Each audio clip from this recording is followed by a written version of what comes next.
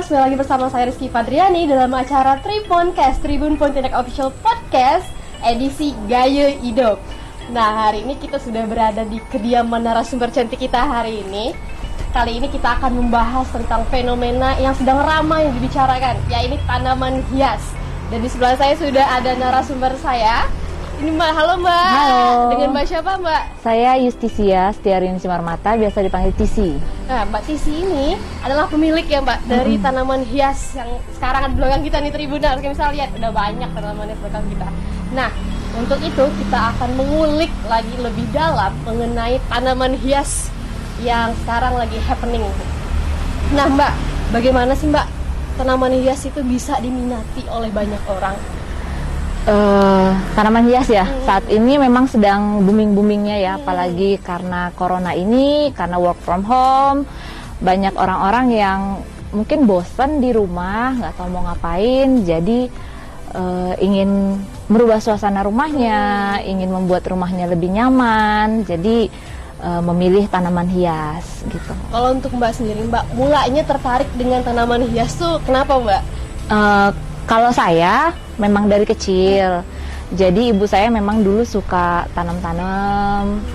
Saya juga sering diajak tanam-tanam. Nah sekarang setelah ibu saya meninggal dan saya sudah berkeluarga punya anak, saya juga ingin menularkan hobi bertanam itu kepada anak saya. Jadi saya juga mulai bercocok tanam, mengajak anak-anak saya pegang tanah, pegang tanaman gitu. Berarti emang udah diajarkan sejak dini gitu berarti kan Mbak, cara bercocok tanam.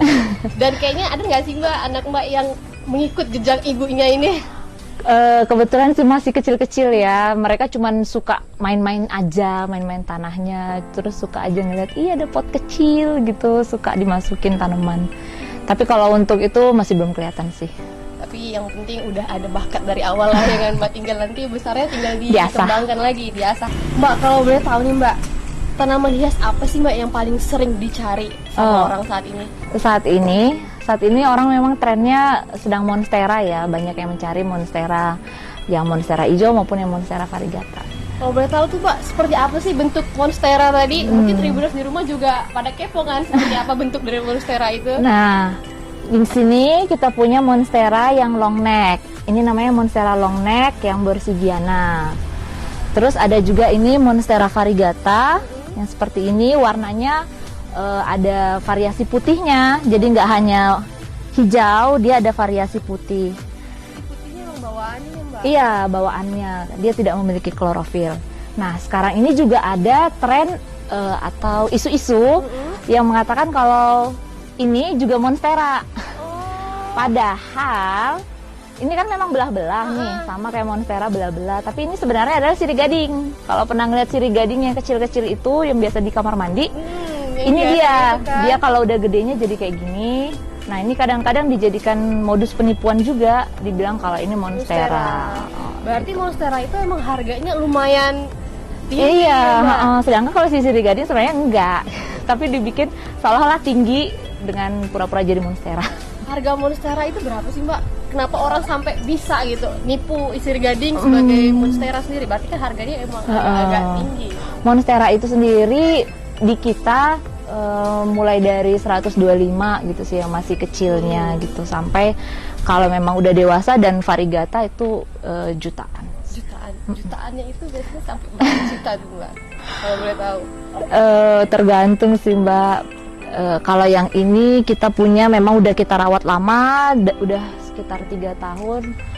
Kemarin sih ada yang nawar, masih belum kita lepas, masih kita bertahan harga gitu di. Sebuah monstera tingginya berapa tuh Mbak? Sampai 2 meter nggak? Belum, nggak. Cuman karena emang dia ya gitulah, unik dan sedang dicari. Apa sih Mbak yang membuat monstera ini menjadi unik gitu Mbak? Dan banyak sekali orang yang mencari monstera ini. Corak kayaknya ya, coraknya, terus prestisnya, terus juga ya kayaknya prestis lah ya. Kayaknya orang kalau di rumahnya udah ada monstera, udah pasti itu kayaknya ngikutin zaman sekali ya Mbak. Iya betul, happening. Benar, kalau mau ikutin zaman beli monstera nih. Nah Mbak, biasanya yang sering beli tanaman hias di sini itu dari kalangan mana saja sih Mbak? Semua sih Mbak ya. Biasa kadang ada pelajar, ada tugas sekolah, nyari di sini. Terus mahasiswa yang mau ngisi kamar kosnya, nyari tanaman. Ibu-ibu yang mau ya gitulah. Dan tanaman ini kan Mbak biasanya banyak sekali jadikan dekorasi ya, agar tampilannya terlihat estetik gitu kan Mbak. Nah Mbak, biasanya untuk memadukan warna itu Mbak ada tips nggak sih Mbak? Madukan warna. Jadi agar tampilan tanaman itu menjadi lebih menarik gitu kalau kita simpan di sudut rumah sebelah mana gitu. Kalau untuk tampilannya sendiri kita bisa pakai kilap daun. Misalnya tanaman ini dibersihkan terus kita kasih cairan pengkilap daun, dia bisa menjadi lebih kilau gitu, bisa lebih bagus. Dan juga untuk supaya debu-debu tidak menempel gitu. Tapi kalau untuk dekorasi mungkin kita perlu pilih harmonisasi warna ya, antara yang hijau muda sama dipadukan dengan hijau tua. Kalau misalnya memang suka yang berwarna colorful, tambahin kayak kaladium gitu. Jadi ada berwarnanya. Variasinya juga kan, selain hijau ada merahnya. Iya. Monoton gitu ya. Atau mungkin ditambahin bunga-bunga seperti anthurium bunga bisa. Kalau untuk perawatannya tuh sulit nggak sih Mbak? Namanya makhluk hidup ya, dan berbagai jenis itu memang juga berbagai penanganannya juga. Makanya kita juga memang harus tahu, tapi memang intinya 3: penyinaran, penyiraman, sama media tanam. Kita harus paham berapa kali ini tanaman harus disiram. Kita harus paham dia mau kena panas langsung atau enggak, dan media tanamnya mau yang kayak gimana. Itu sih intinya kayaknya 3 hal itu menurut aku. Jadi setiap tanaman itu punya metodenya masing-masing, pastilah. Beda. Iya. Jadi tidak bisa memperlakukan tanaman itu semuanya sama gitu ya Mbak. Betul. Nah untuk mengetahui itu tuh Mbak, berarti ada ilmu khususnya juga kan Mbak berarti? Iya, semuanya tuh learning by doing juga sih ya. Karena kan kalau kita ngerawat itu sama kayak kita ngerawat hewan. Kadang kita tahu dia kayaknya nih gaya-gayanya udah lapar nih, kita kasih makan.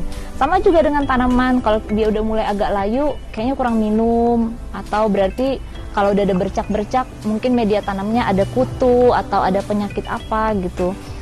Bagaimana kita memahami dia sebagai memang makhluk hidup yang butuh kasih sayang sih. Jadi intinya harus diberikan cinta yang lebih ya Mbak, agar mereka juga bisa tumbuh dengan baik. Iya, kadang-kadang ada yang nanya nih Mbak, saya mau tanaman yang nggak perlu dirawat deh, dibilang gitu kan. Ya udah beli bunga plastik aja Mbak. Nggak perlu disiram, iya. nggak perlu dibersihkan. Namanya mau pelihara tanaman ya harus mau ngerawat, gitu dong. Kalau kaktus sendiri itu kan Mbak emang jarang gitu kan untuk diberi air segala macam, dia bisa hidup gitu. Tapi kalau tidak diberikan cinta gitu tetap kan aja bisa mati. Nah Tribuners jangan malas-malas ya kalau kan memang punya tanaman di rumah. Nah Mbak, kalau untuk tips nih kepada Tribuners untuk memilih tanaman yang hias yang baik itu seperti apa sih Mbak? Kalau milih tanaman hias sih menurut aku harus sesuaikan dengan lahan yang dipunya ya.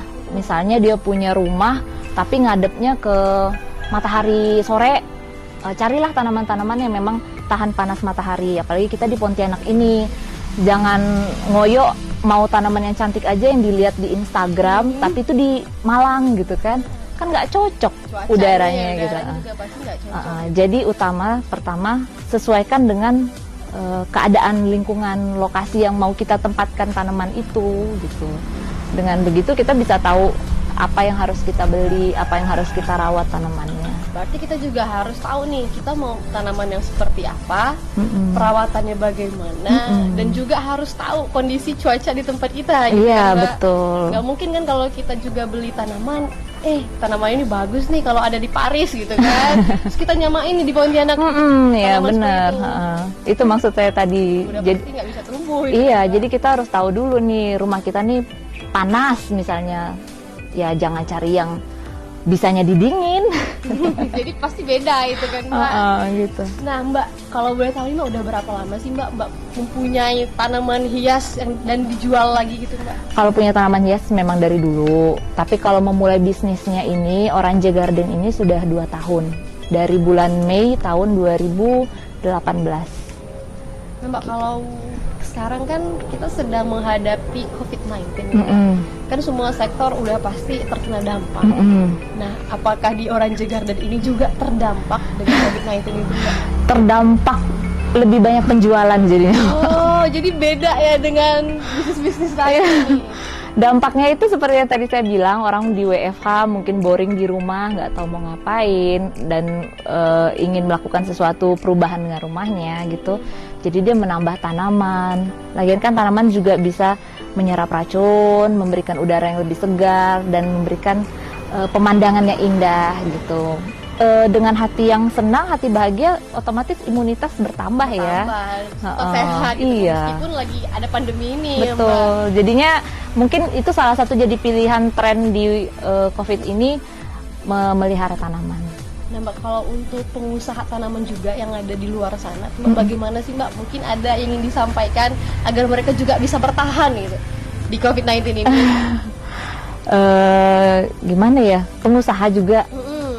Berarti kita kalau sama-sama pengusaha ya jangan sikut-sikutan lah, jangan sikut-sikutan harga dan stok gitu. Harus bersatu padu. Bersaing secara sehat. Iya gitu benar. Ya, Mbak.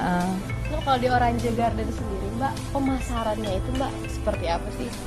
Kalau kita emang base-nya online, jadi memang dari media sosial. Pertama kita tuh di Instagram. Terus makin kesini makin banyak yang mau ngelihat langsung. Jadi kita juga open kalau orang mau datang ngelihat langsung ke kebun kita. Jadi ada jam operasional juga nggak tuh Mbak? Iya, apalagi kalau selama COVID-19 ini kita batasin cuma sampai siang aja gitu. Nah Mbak, kalau selama ini kan kita tahu nih tanaman hias itu emang harus di kebun. Tapi sebenarnya harus di kebun atau enggak tuh Mbak? Enggak, sekarang banyak memang udah di dalam rumah, di teras, di dalam rumah, bahkan ada yang di kamar sekalipun, di kamar dia harus bikin ada tanaman-tanaman juga. Jadi gitu.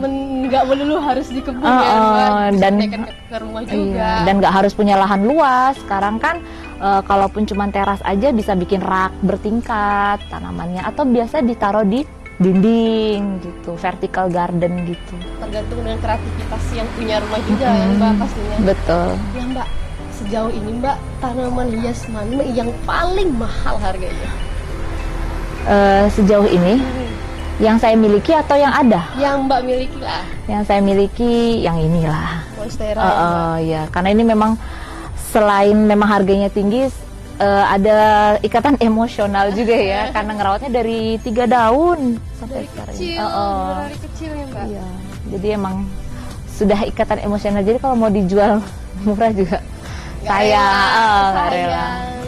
Nah Mbak, sebenarnya sih apa sih Mbak motivasi terbesar Mbak agar mau menjual tanaman hias dan mengembangkan kebun ini Mbak? Awalnya sih gara-gara berbagi ya, mau berbagi. Jadi ada orang yang pengen tanaman ini kok nggak bisa nemu. Akhirnya saya berbagi yang saya punya lama-lama ya, supaya orang-orang juga bisa merasakan kebahagiaan yang saya rasakan di saat melihat pertumbuhan tanaman itu. Seneng loh kalau misalnya kita nanam nih, lalu kita bagi 2, lalu tumbuh gitu. Itu tuh bahagia banget, dan saya pengen orang-orang juga ngerasakan yang saya bisa rasakan itu. Nah, Tribuners, kita udah dengar banyak hal dari Mbak Tisi ya Mbak tentang tanaman hias.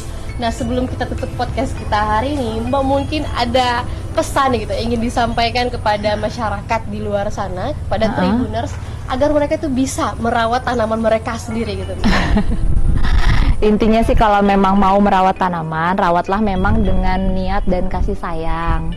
Karena itu tanaman adalah makhluk hidup. Makhluk hidup ya butuh makanan, butuh kasih sayang, butuh cinta kasih. Kalau memang nggak mau ngerawat ya sebaiknya tanaman plastik. Tanaman plastik aja. Oke, Gitu. demikianlah Tribuners podcast kita hari ini. Terima kasih kepada Mbak Tisi udah mau jadi narasumber tanaman hias kita hari ini. Saya Rizky Padriani undur diri. Sampai jumpa di podcast episode selanjutnya. Bye.